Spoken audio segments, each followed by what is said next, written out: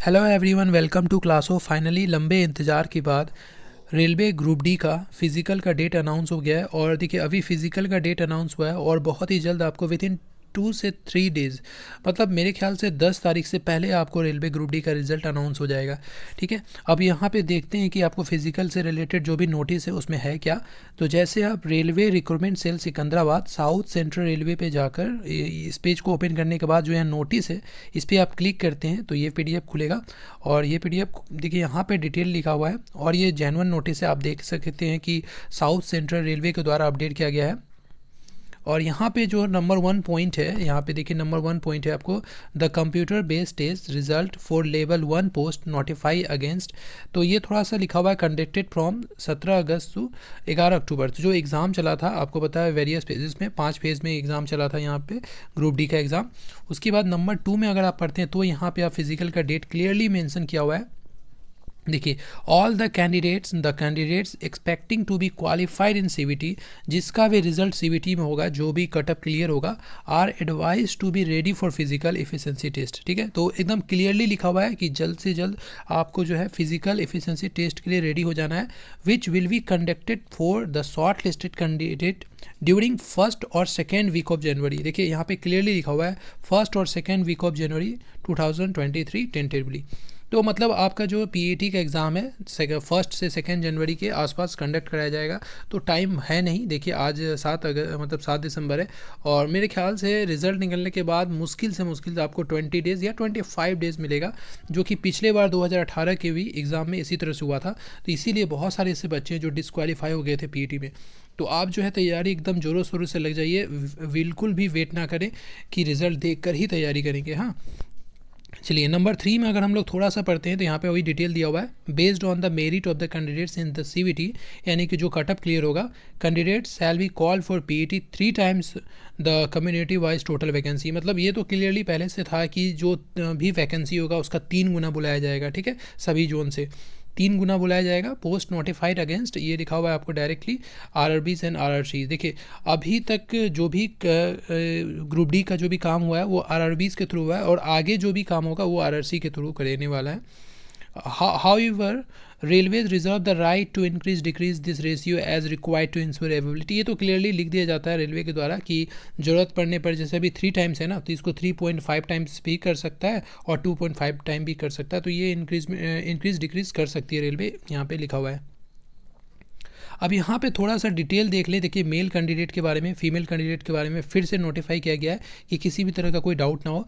Should भी, mail के बारे में बात करें तो लिखा हुआ है should be able to lift and carry 35 kg of weight for the distance of 100 metres in 2 minutes. ठीक है, मतलब ये है कि आपको 2 राउंड होगा। पहला राउंड में आपको 35 kg का वेट उठाकर, वजन उठाकर 100 मीटर चलना है 2 मिनट में।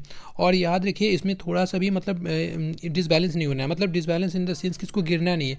अगर एक बार गिर गया तो वहीं पे डिस्क्वालीफाई कर दिया जाएगा। ठीक है, तो इसका प्रैक्टिस बहुत अच्छे से करना है। वहीं अगर इसमें फीमेल का बात करें तो यहाँ फीमेल में 20 kg उठाना है। ठीक है, मेल में 35 kg और जो फीमेल होगी, फीमेल कैंडिडेट, उसको 20 kg उठाना है।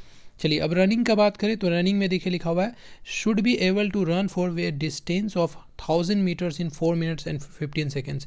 तो अगर मेल कैंडिडेट का बात करें तो 1000 मीटर यानी कि 1 किलोमीटर रनिंग करना है 4 मिनट 15 सेकेंड में। तो ये भी समय बहुत कम है, इतना भी ईजी नहीं होता है। ठीक है, यहाँ भी बच्चे डिस्क्वालीफाइड होते हैं, तो बिल्कुल भी आप इसको ईजी ना लें।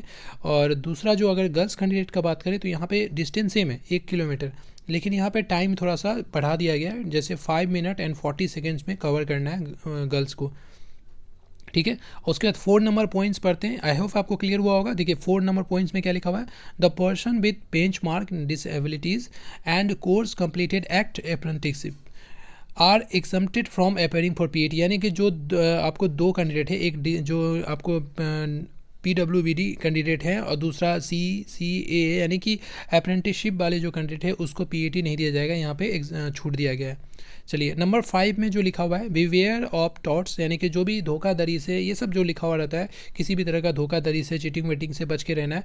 ठीक है, उसके बाद नंबर 6 में लिखा हुआ है candidates are advise to visit only the official website of RRB and RRC and beware of fake website and social media content put by.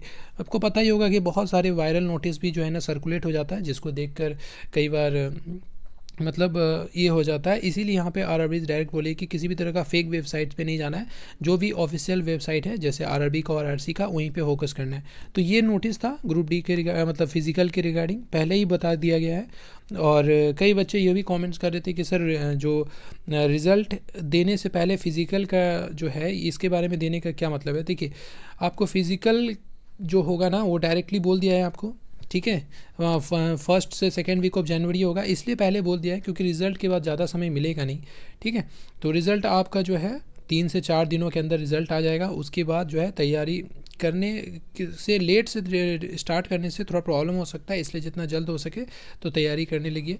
जो भी कैंडिडेट्स हैं जिसका लगा था कि कटअप क्लियर हो जाएगा तो वो तो तैयारी ऑलमोस्ट कर चुके होंगे, ठीक है, इतने दिनों से। और जिसका नहीं हुआ है तो कल से लग जाइए, आपका तैयारी हो जाएगा। उतना भी टफ नहीं होता है, लेकिन हाँ उतना भी ईजी नहीं है कि ऐसा नहीं कि बस उठे और जिस दिन एग्ज़ाम है उस दिन गए दौड़ने के लिए तो हो जाएगा, ऐसा नहीं होगा, ठीक है। इसमें भी डिस्क्वालीफाइड होते हैं बच्चे। बाकी इससे रिगार्डिंग किसी भी तरह का डाउट है तो आप कमेंट करके पूछिएगा, ठीक है। मैं पूरे कोशिश करूँगा आपके कमेंट को आंसर देने का। चलिए ठीक है, वीडियो कहीं पे एंड अप करते हैं, और भी किसी तरह का अगर अपडेट होगा मैं आपके साथ शेयर करूँगा।